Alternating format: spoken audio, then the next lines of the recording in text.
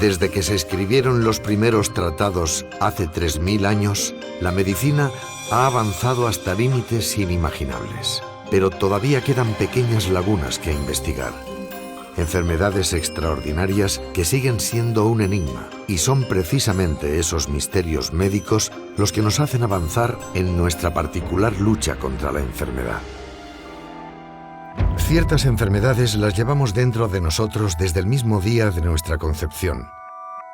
Unas se manifiestan cuando somos adultos, otras no llegan a mostrarse nunca y algunas comienzan a destruir el organismo del enfermo cuando éste apenas tiene unos años de vida. Un niño con una grave enfermedad tiene que comprender qué es lo que tiene dentro y cómo tiene que cuidarse. Daniel ve su enfermedad como un fantasma que lleva dentro de su cuerpo.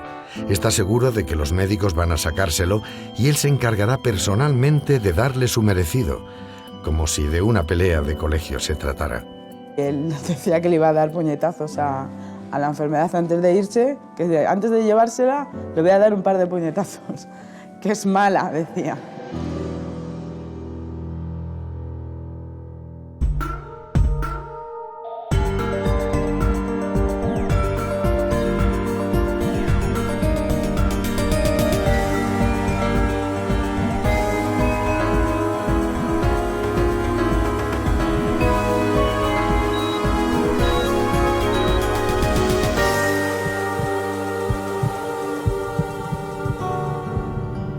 Daniel vive en Cuenca y de mayor quiere ser investigador, pero mientras se conforma con ser bastante travieso. Más de una vez se ha merecido que le llamen Daniel el Travieso. Nació hace 7 años completamente sano, pero cuando tenía 6 meses comenzó a tener problemas respiratorios. El niño, cuando tenía 5 o 6 meses, presentó un cuadro respiratorio de una bronquiolitis aguda y que, como consecuencia de esta bronquiolitis, hizo un cuadro de hiperreactividad bronquial. Esto es lo que en un adulto se conoce como asma. Con la medicación, este problema se solucionó y a los 2 años se le corrigió el problema respiratorio. La vida de Daniel transcurrió con total normalidad durante 2 años, pero su madre comenzó a ver cosas que le hacían pensar que algo no iba bien. Hasta los 4 años, que fue cuando empezamos ya con el cambio del pañal, fue cuando nos empezamos a dar cuenta de que iba muy retrasado y que hacía mucho pis, más de lo que casi él bebía, y pues no era normal. Su hermana pequeña ya había superado el pañal nocturno y Daniel seguía necesitándolo. Pero esto no era realmente alarmante. Al mismo tiempo que su madre le observaba con especial atención, el niño comenzó a vomitar muy a menudo, a perder peso, y casi siempre tenía fiebre, acompañada de rigidez en el cuello y la espalda. Llevaba tallas de pantalón de 2 años, porque como estaba tan delgado, pues es que le estaba enorme la ropa de su talla. Y comía muchísimo, bebía muchísimo, que era lo que nos extrañaba en casa, que para todo lo que comía y bebía, ¿cómo podía estar tan delgado y con esa cara de enfermizo? Viendo los síntomas que presentaba, los doctores decidieron ingresarlo. Este fue el primer ingreso de una larga lista de estancias en el hospital de un niño que comenzó a comprender que algo o alguien dentro de su cuerpo amenazaba con destruirle.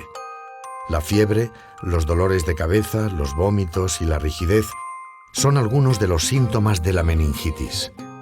Ante la sospecha de una probable meningitis, se le practica una punción lumbar, que es completamente normal.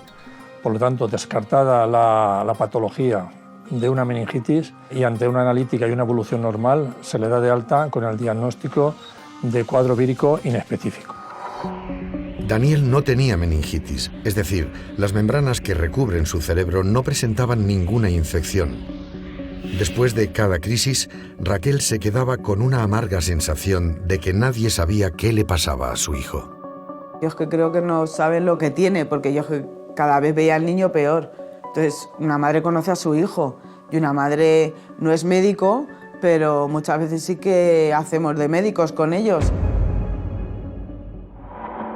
Daniel fue ingresado 3 veces más en los meses sucesivos con nuevos síntomas: tos, fiebres altas y continuadas y dificultad respiratoria. Él lo sufría con una actitud muy positiva, porque confiaba que su madre y los médicos le arrancarían el fantasma que no le dejaba ser como los otros niños. Pero Raquel no dejaba de descubrir nuevas señales alarmantes en su hijo. Empezó a oscurecérsele la piel, empezó a quedarse muy delgadito, con cara de enfermo y sobre todo la sal, que empezó a tener avidez por la sal. La comida es muy salada, el pobre se escondía por la noche, se llevaba cacahuetes debajo de la sábana. Que el niño toma sal porque el niño pierde mucho sodio, tiene un sodio bajo y al tener un sodio bajo pues necesita tomar sal. Daniel por entonces tenía ya 5 años y medio. Su madre, muy preocupada por la acumulación de síntomas cada vez menos relacionados entre sí, decidió llevarle de nuevo a urgencias. El niño cuando acude a urgencias presenta un cuadro de poliuria, o sea, bebe mucha agua, polidipsia, tiene mucha sed, nicturia, orina muchas veces y sobre todo por la noche, y en la analítica practicada se encuentra un sodio ligeramente bajo. Pues pensaron que podía tener diabetes insípida, pero ya vieron que no, porque lo medicaban para eso y no reaccionaba. El oscurecimiento de la piel abrió una nueva posibilidad para el diagnóstico correcto. Podría ser que Daniel tuviera insuficiencia suprarrenal o síndrome de Addison, es decir, que las glándulas suprarrenales que se encuentran en la parte superior de los riñones no produjeran suficiente cantidad de hormonas. Ella presentaba un cuadro de enfermedad importante, que fue lo que ya nos hace pensar en un diagnóstico mucho más severo. En este momento, los doctores decidieron el traslado de Daniel al Hospital Ramón y Cajal. El nuevo equipo de médicos estudió todos los síntomas. Daniel presentaba unos niveles bajos de sodio, glucosa y potasio. Progresivamente se le iba oscureciendo la piel. Además, el niño mostraba un gran nerviosismo y comportamiento agresivo. En el hospital confirmaron que Daniel tenía insuficiencia suprarrenal o síndrome de Addison. Este síndrome es uno de los efectos de la leucodistrofia, una enfermedad terrible que en el 95% de los casos afecta a niños menores de 10 años y que les paraliza poco a poco. Es un desorden genético que afecta a la sustancia blanca del cerebro, que es la que permite transmitir más rápidamente los impulsos nerviosos. ¿Podría ser que Daniel padeciera leucodistrofia? Leuco pues es cerebral y distrofia, pues distrofia sí que había oído hablar por el hijo de Isabel Gemio, que lo ha machacado mucho. Entonces ya dije, pues entonces a todos les afecta. Daniel y su madre se quedaron más de un mes en el hospital sometiéndose a pruebas, estudios genéticos y de sangre para descartar o confirmar el diagnóstico de leucodistrofia. Para descifrar el enigma, los médicos contaron con la colaboración del doctor Patrick Aubourg, un prestigioso científico francés especializado en este tipo de dolencias. El médico galo encargó que le realizaran a Daniel una resonancia nuclear magnética. Se confirmó la peor de las sospechas. Daniel padecía leucodistrofia. Pero además, el doctor Aubourg descubrió que se trataba de un tipo especialmente mortal: adrenoleucodistrofia. La familia del niño se quedó colapsada al comprender que la vida de Daniel estaba en serio peligro. Tiene una evolución desde que se inician los síntomas, aproximadamente de entre 5 y 7 años, una evolución muy tórpida, una evolución de degeneración muy importante del sistema nervioso central hasta la muerte. Imagínate, yo me quedé en shock. He estado una vez en shock y ha sido esa vez.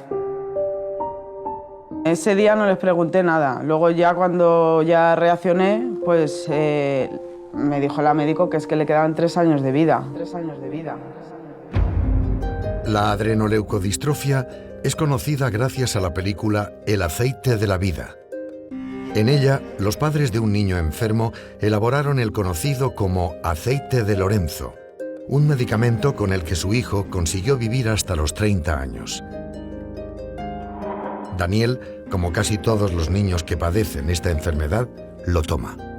Y el aceite de Lorenzo fue un paso y sigue siendo un paso. Es una medicina que tiene un valor paliativo, pero que no es curativa. Las neuronas que transmiten las órdenes del cerebro están cubiertas por una sustancia llamada mielina. En Daniel, esta sustancia es atacada por una anomalía genética que la destruye, por lo que la información no llega a su destino y el cuerpo se va paralizando progresivamente. Daniel todavía no presentaba lesiones graves, por lo que había una arriesgada solución. Un trasplante de médula ósea podría regenerar esa mielina dañada y detener el avance de la enfermedad. El trasplante, aunque pueda ser eficaz, no es eficiente en todos los pacientes. No sirve para retornar a la normalidad los trastornos neurológicos que un niño ya pueda tener. Sí sirve para evitar a los que no la tienen todavía. Sí, en España se han hecho los trasplantes alguna vez, pero han salido muy mal, o los niños han muerto en el trasplante o han salido ya vegetales. Entonces yo eso no quería para el mío. Raquel se encontró en una situación más que complicada.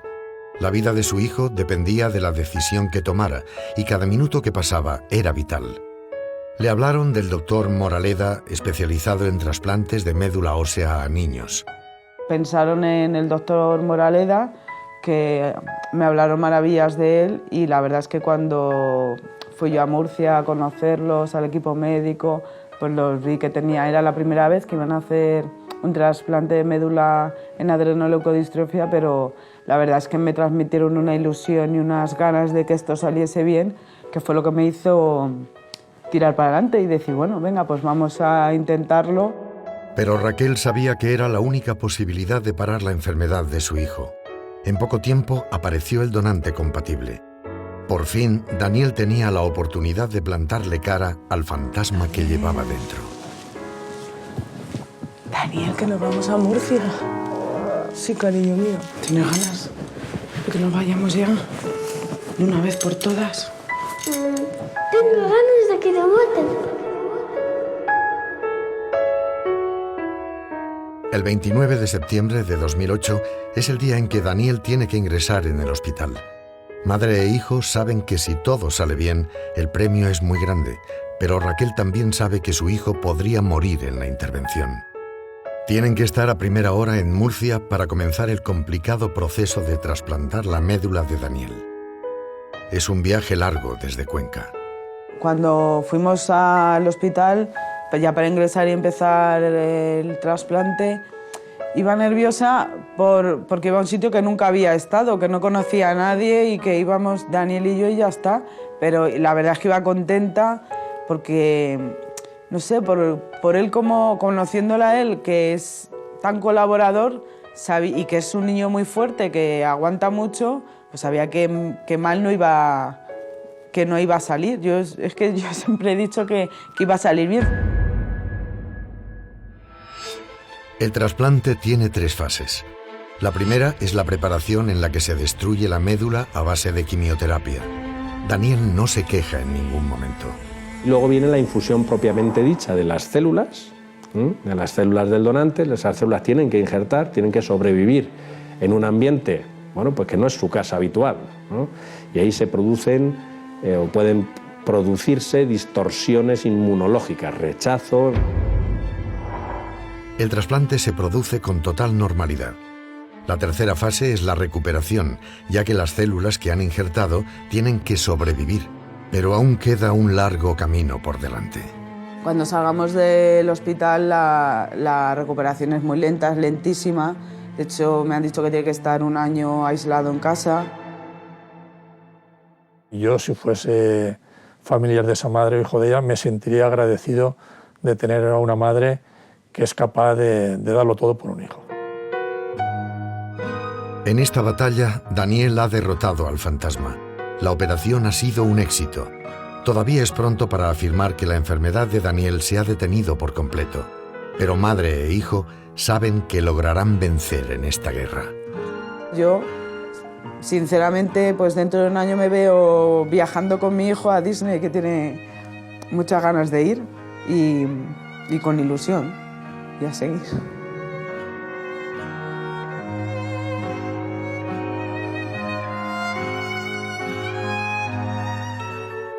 El espectacular desarrollo tecnológico de las últimas décadas ha propiciado que nuestra vida sea más fácil y nos ha rodeado de comodidades que nos ahorran tiempo y esfuerzo. Pero a cambio, también nos ha dado nuevas enfermedades. Oriol tuvo que enfrentarse a un trastorno complejo y paradójico. Sus síntomas eran evidentes, pero los agentes que los provocaban eran intangibles. Por eso, él tuvo que sobrevivir a lo invisible.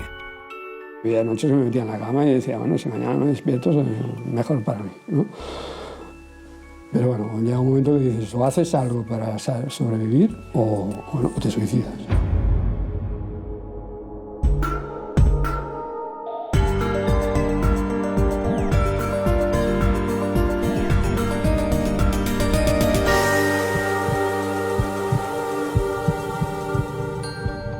El año 2000 no trae buenos recuerdos a Oriol Badell, un barcelonés de 59 años. Mientras que media humanidad celebraba la entrada en el siglo XXI y la otra media temía el colapso de las computadoras, para Oriol comenzaba su particular y doloroso efecto 2000. Los primeros síntomas que empezaron a aparecer fueron el insomnio y los ruidos en las orejas. Los acúfenos son ruidos que el paciente percibe como reales cuando no son realmente originados por ninguna onda sonora y que son relativamente molestos. Al insomnio agudo, los zumbidos y la hipertensión se unieron nuevos síntomas como temblores y taquicardias. Oriol no sabía qué le ocurría, pero comenzaba a sospechar de algo. Y luego, bueno, también el teléfono normal, me ponía el auricular del teléfono aquí, se me calentaba toda la oreja, bueno, toda la cara, etcétera, ¿no? Las bombillas fluorescentes de bajo consumo, que en fin, estas como que tienen una reactancia, pues todavía, o sea, me ponían también, me ponía a temblar y se me encendía me ponía rojo. Y si en casa Oriol se sentía agredido por su entorno, la cosa no mejoraba en el exterior. La lista de actividades incompatibles con su bienestar crecía alarmantemente. No podía ir al cine, no podía conducir, casi cualquier lugar le estaba vetado. El autobús, los fluorescentes no molestaban. El aparato de refrigeración en verano ya no los podía coger, o sea, porque como tenían la refrigeración tenía que ir a pie o en bicicleta a todas partes. Parecía como si la vida cotidiana estuviera poniendo cerco a Oriol. En vez de beneficiarse de esas comodidades, cada vez se sentía más acorralado. Pero ¿realmente sus síntomas podían tener relación con la exposición a estos electrodomésticos? ¿Y por qué solo le afectaban a él? La familia de entrada no entendía nada, ¿no? Porque pues, decían, o sea, claro, esto es una cosa que no se desconoce y entonces pues, no entendían qué pasaba, ¿no? Pensaban que estaba un poco, bueno, ya tengo un poco de fama de ser un poco raro, pero bueno, eso agudizó esta fama, ¿no? Ya no se trataba solo de prescindir de algunas comodidades. En su caso tenía que huir de casi todas ellas. Pero, ¿cómo es posible vivir en estos tiempos sin nevera, sin lavadora, sin teléfono, sin ordenador? El trabajo no podía estar porque estaba con ordenadores, etcétera, y eso a mí no estaba mal, no podía.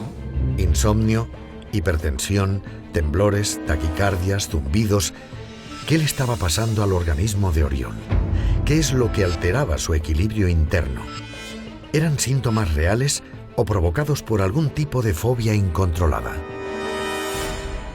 También hicimos un estudio psicopatológico que también descartó cualquier enfermedad de origen psiquiátrico o psicológico que pudiera justificar los síntomas.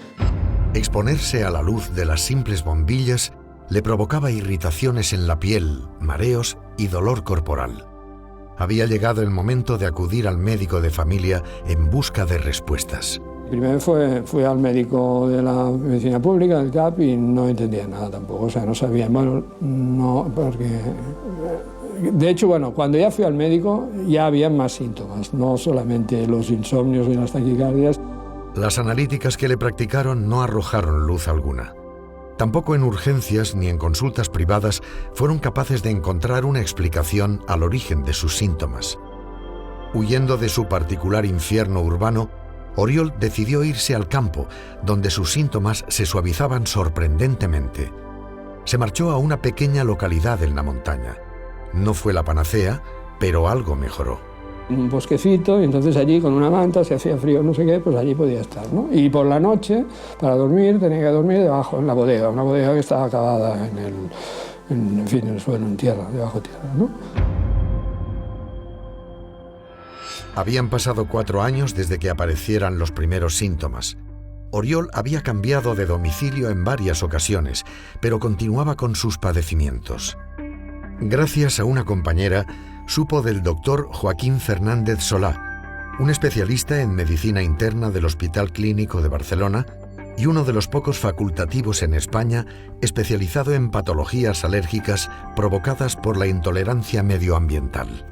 Acudió a nuestra consulta hace unos 4 años, después de haber hecho diversas consultas médicas, por un cuadro de acúfenos, irritabilidad, a veces con cefalea, con signos de dermatitis irritativa y de irritación conjuntival y faríngea. Aparte tenía unos marcados síntomas neurológicos con temblor de reposo. Los síntomas más frecuentes suelen ser dolor de cabeza, mareo, taquicardias, problemas de insomnio, nerviosismo, también de vez en cuando aparecen problemas de erupciones cutáneas. Por suerte para Oriol, no era la primera vez que el doctor Fernández Solà observaba esos síntomas.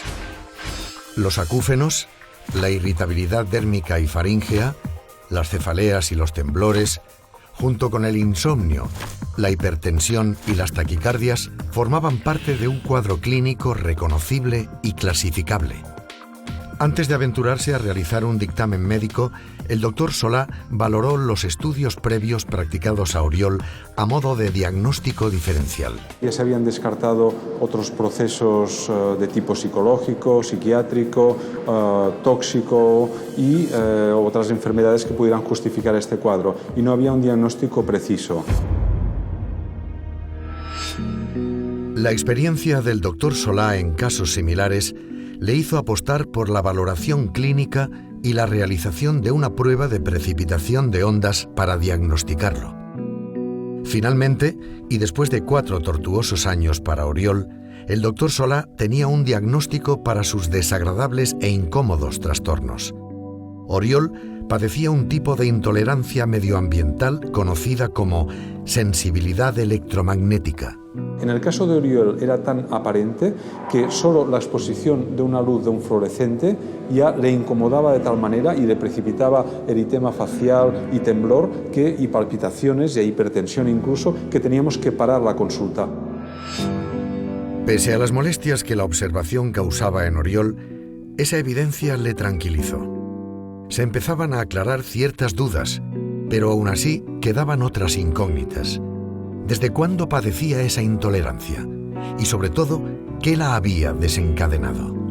Oriol tuvo esta sensibilidad probablemente desde el nacimiento, pero hasta que no tuvo la exposición repetida en su domicilio a estas ondas de radiofrecuencia por las antenas de telefonía, no se inició la enfermedad.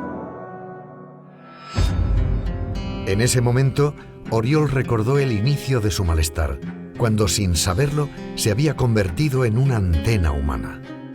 Para mí el detonante fue la instalación de una antena de telefonía móvil a 60 metros de mi habitación, donde yo dormía, y a la misma altura más o menos. O sea que los focos, o sea, las emisiones de microondas me venían casi a la misma altura. En la antigua China, los emperadores encargaban a unos sabios llamados geomantes que examinaran los lugares donde se pretendía edificar una casa. El geomante detectaba si la zona estaba surcada por ondas malignas a las que denominaban venas de dragón y salidas de demonios. En ese caso, el lugar no servía para ser habitado. El diagnóstico del doctor Solà tuvo un doble efecto balsámico para Oriol. Por un lado, terminaba su peregrinaje médico, y por otro, su entorno ya no dudaría más de la veracidad de sus síntomas, de sus venas de dragón. El diagnóstico sirvió para convencer a los del entorno que no estaba loco. Que lo que me pasaba es esto, simplemente, que yo era sensible a los campos electromagnéticos y nada más. Se le viene llamando síndrome de hipersensibilidad electromagnética percibida, porque se basa en lo que estas personas refieren que sienten cuando están expuestas a campos electromagnéticos. Son síndromes autopercibidos. Oriol ya tenía una explicación médica para sus síntomas y un desencadenante de los mismos. Pero, ¿por qué estos le afectaban a él de manera distinta que al resto de la población, igualmente expuesta a las radiaciones de los campos electromagnéticos? Hay algunos estudios que hablan de hasta un 2% de la población que podía ser sensible o podía considerarse, percibir que es sensible a estos campos electromagnéticos. El doctor Solà, tras diagnosticar a Oriol, le prescribió un tratamiento paliativo. ¿Podría Oriol retomar su vida normal a partir de entonces? Afortunadamente, ese tratamiento pronto dio buenos resultados. El principal tratamiento es evitar las fuentes de exposición. Si no se evita la exposición, la enfermedad persiste. Algunas alteraciones, por ejemplo las del ritmo de sueño, se pueden modular con sustancias habitualmente, diríamos, no muy intensas, sustancias que son de tipo natural, como en este caso la melatonina, que es un regulador de ritmos biológicos. La melatonina es una hormona que produce una parte del cerebro llamada glándula pineal. La ingesta de esta sustancia, la lógica evitación de los campos electromagnéticos y las pequeñas reformas que hizo en su casa consiguieron mejorar la salud de Oriol. A mi habitación he hecho muchas pruebas. Utilicé primero una mosquitera que protegiera los campos electromagnéticos, pero a mí no me fue bien. Después puse un filtro de microondas en la ventana, en el cristal. Esto parecía que me protegía un poco. La casa de Oriol se asemeja bastante a la de un inventor. Casi todos sus objetos y enseres tienen una función definida y estudiada. Al final encontré a través de Discovery Salud, una revista, la cama esta de BioVital, que está hecha de látex, una funda de carbono y debajo hay un filtro de fibra de coco y una manta tratada especialmente de lana merina y que tiene unas tomas de tierra. Pese a todas las precauciones, cuando Oriol sufre una crisis, le quedan pocas alternativas al margen de esperar o buscar remedios naturales. La playa también era un recurso que utilizaba para descargarme, ¿no? Iba allí cuando, antes de ir a dormir, a las 8 después de cenar, me iba allí y ahí estaba, descargándome, poniendo las manos y los pies en la arena. Además, Oriol se ha rodeado de barreras que lo protejan de su enemigo invisible, las radiaciones electromagnéticas. Tuve primero la ropa acrílica, todo con algodón, zapatos de esparto para poder descargar, nada de gomas. Las nuevas tecnologías pueden provocar en algunas personas nuevas enfermedades. Sin embargo, esto no es la primera vez que pasa en la historia de la medicina. Como casi siempre, la enfermedad va un paso por delante de su diagnóstico. Hace 2 siglos, aquella persona que era alérgica, como lo es mi hijo, al pelo de las caballerías, pues esa persona no vivía mucho tiempo si tenía que utilizar esas caballerías. Esas alergias no estaban descritas, no estaban tratadas y eso era un misterio. Un misterio. Eso son muchas de las nuevas enfermedades. Y a menudo las técnicas que se usan para detectarlas contienen esa misma tecnología nociva. Un círculo vicioso difícil de romper para personas como Oriol. Por eso, él sabe que su prioridad no es otra que la de cuidarse. Estoy jubilado y me dedico exclusivamente a cuidarme, ¿eh? Y no voy, procuro no ir a sitios donde haya luces, etcétera. Voy protegido. Aquí en Barcelona, el 11 de diciembre del 2001, se apagaron todas las luces, con lo cual se apagó todo, antenas, teléfonos, en fin, todo, durante 3/4 de hora. Bueno, pues durante aquellos 3/4 de hora yo no tuve ningún temblor, nada, en fin, fue el hombre más feliz del mundo. Lo que pasa es que la felicidad dura poco en casa del pobre, que dices.